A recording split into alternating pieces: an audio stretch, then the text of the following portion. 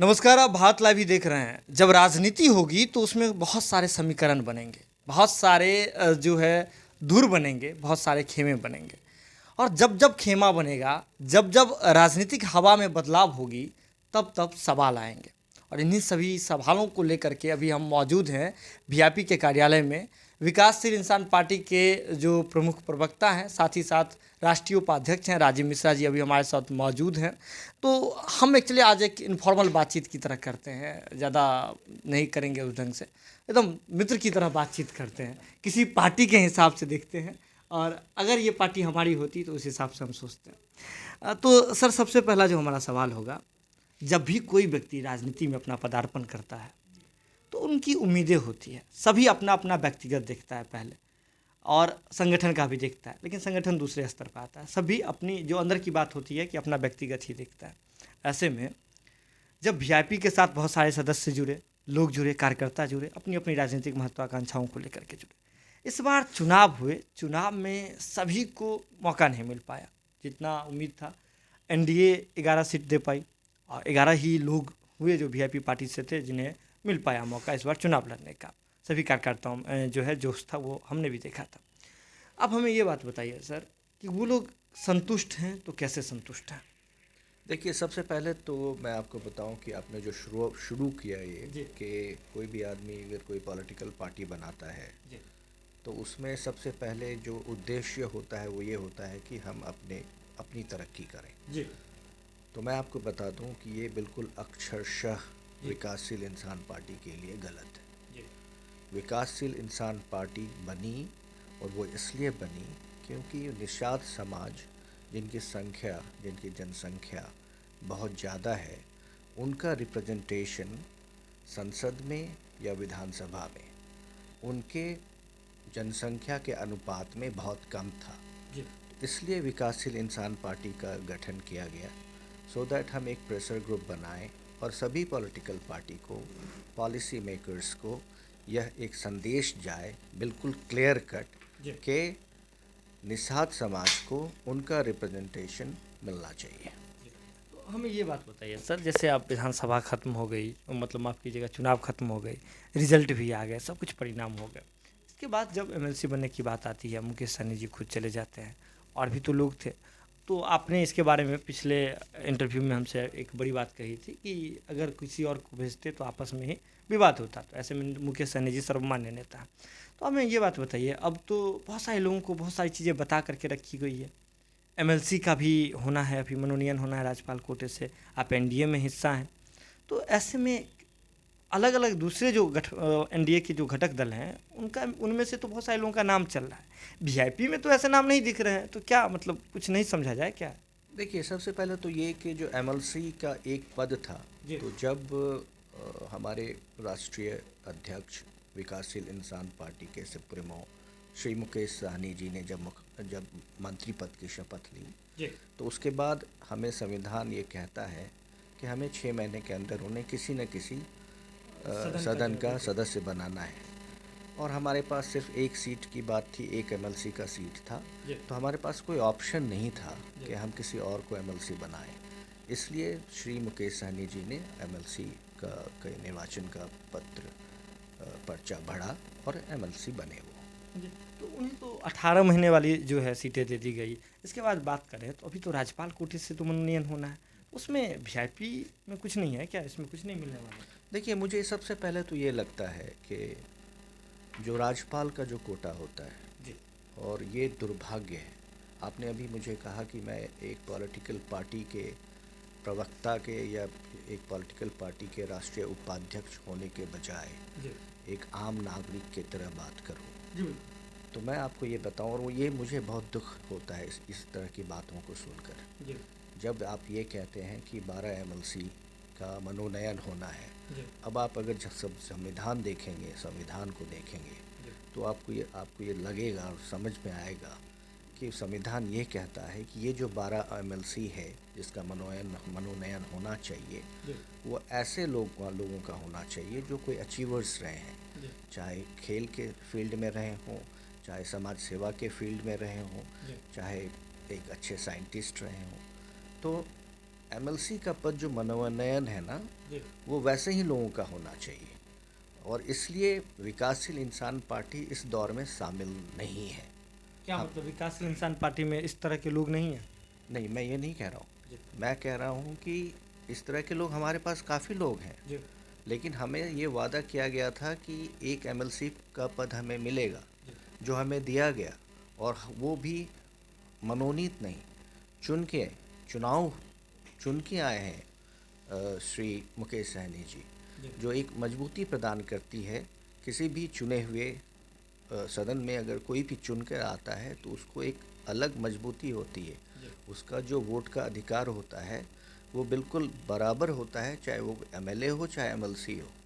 जो मनोनीत एमएलसी होते हैं उनके कुछ अधिकार कम होते हैं, तो ये पूर्ण एमएलसी बन के आए, और हमारे यहाँ ऐसे बहुत लोग हैं जिनको मनोनीत किया जा सकता है, लेकिन हमारा प्रमुख उद्देश्य अभी ये है और ये था कि हम निषाद समाज के बारे में पॉलिसी मेकर्स को बताएं कि हमारा ये समाज जो है ये एक मजबूत समाज है, संख्या उनकी अच्छी है, संख्या बल अच्छा है, और उस आधार पर उन्हें विधानसभा में, विधान परिषद में, लोकसभा में, राज्यसभा में रिप्रेजेंटेशन मिलना चाहिए। इसलिए मैंने आपको पहले भी कहा था कि हमें खुशी होती है कि कोई भी दूसरा दल, कोई भी दूसरी पार्टी अगर हमारे समाज के लोगों को, निषाद समाज के लोगों को चुनती है तो हमें खुशी होती है। ऐसे में अभी आपने ही एक बड़ी बात कही कि जब ये बात आती है कि आप निषाद समाज को रिप्रेजेंट करना चाहते हैं, उन पे एक प्रेशर ग्रुप बना करके रिप्रेजेंट करना चाहते हैं, तो ये तो हर स्तर पे होनी चाहिए। जब मनोनयन की बात आती है, जब आप कहते हैं कि हमारे भी खेमे में, हमारे भी पार्टी में बहुत सारे ऐसे लोग हैं जो मनोनीत हो सकते हैं राज्यपाल कोटे से, तो वहाँ भी तो रिप्रेजेंटेशन की ज़रूरत है ना। जहाँ जिस क्षेत्र, जहाँ पे जो सही जगह है, जहाँ जो बात होनी चाहिए वो हम करते हैं। बहुत सी ऐसी चीज़ें होती हैं जिसको सार्वजनिक नहीं करना चाहिए। जैसा मैंने पहले कहा कि वैसे लोग जो ऐसे अचीवर्स हैं, आउटस्टैंडिंग अचीवर्स हैं समाज के लिए, उनका मनोनयन होना चाहिए, और हम चाहते हैं कि वैसे लोग चुने जाएं, और जो सही जगह है वहाँ पे इस तरह की बातें अगर करनी होती है तो हम करते हैं। जब मुकेश सहनी जी सही जगह पर तो गए थे, दिल्ली गए थे बातचीत करने के लिए, अभी नतीजा तो कुछ सार्थक तो नहीं दिख रहा है, क्योंकि आने के बाद राजनीतिक रूप से वो क्वारंटाइन हो गए, बोल नहीं ले रहे हैं उस मसलों पर। देखिए, मुझे लगता है कि आजकल हमारे पत्रकार भाई भी, और मुझे क्षमा करेंगे, वो रिसर्च थोड़ा कम करते हैं। ऐसा है कि निषाद समाज के आरक्षण के लिए जब यहाँ से अनुमोदन गया था भारत सरकार को, आज से 4-5 साल पहले, और उससे पहले भी गया था, आपने ही चर्चा की थी, लालू प्रसाद यादव की, उससे पहले भी गया था और अभी भी गया 3-4 साल पहले, और हमारे दबाव के कारण श्री मुकेश सहनी जी ने जब निषाद विकास संघ बनाया उसके बाद गया। लेकिन उसमें कुछ पॉइंट्स हैं जिसको लेकर के गृह मंत्रालय ने ये कहा कि इसको और आप क्लियर कीजिए, इसमें क्लैरिफाई कीजिए। तो हमारे नेता श्री मुकेश सहनी जी गृह मंत्री से इसलिए मिलने गए थे कि वो जो क्लैरिफिकेशन है वो क्या है, गृह मंत्रालय ने क्या मांगा है और उसका उत्तर क्या हो सकता है, उसको देने के लिए गए थे। लेकिन पता नहीं क्यों अननेसेसरी अनर्गल, बिल्कुल बात का बतंगर, I am sorry to say that, I am extremely sorry कि ये बिल्कुल बात का बतंगर बनाया गया। देखिए, नहीं, बिल्कुल नहीं। राजनीति, मैं बार बार कहता हूँ, राजनीति एक बहुत ही सीरियस चीज़ है। 12 करोड़ लोगों को, बिहार के 12 करोड़ लोगों को हमें एक दिशा देनी है, उनकी जो दशा है उसको ठीक करनी है। जहाँ पॉलिसी मेकर्स ने पिछले 70 साल में गलतियाँ की हैं उसे सुधारना है।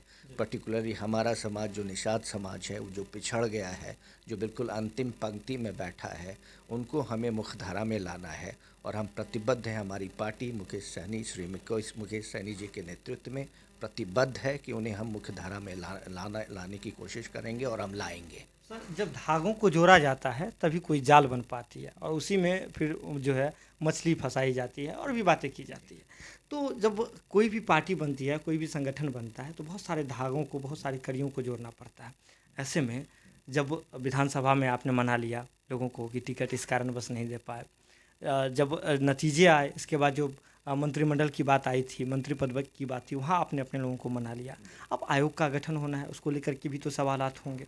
इसके बाद फिर जो अभी मनोनयन होना है उसको लेकर के भी सवाल होंगे। तो सभी लोग तो इस तरह के नहीं होते ना, एक संगठन में आपसे बहुत सारे लोग उम्मीदें रख रहे होंगे, तो ऐसे में उनके लिए क्या जवाब है फिर? पहला जवाब ये है, बिल्कुल सीधा सा जवाब है जी वो जवाब ये है कि हमारा जो ये ग्रुप है, हमारा जो ये पार्टी है, जी वो पार्टी वैसे लोगों के लिए है, वैसे लोगों के द्वारा बनाई गई है जो बिल्कुल समाज सेवा करना चाहते हैं, निषाद समाज के उत्थान के लिए बिल्कुल प्रतिबद्ध हैं। हमें वैसे लोगों की आवश्यकता नहीं है जो हमारी पार्टी से जुड़े हैं और किसी लोभ के कारण जुड़े हैं।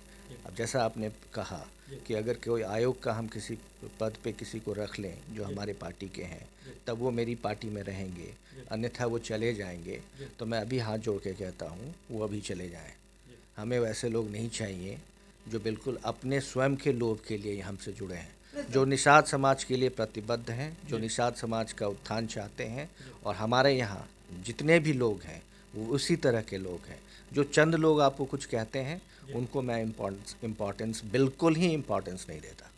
देखिए सर, जब पैरेलल राजनीति चलती है और उसी टाइम फ्रेम में अलग जगह जो है पैरेलल में कोई और चीज़ चलती है, तो लोग उससे प्रभावित होते हैं।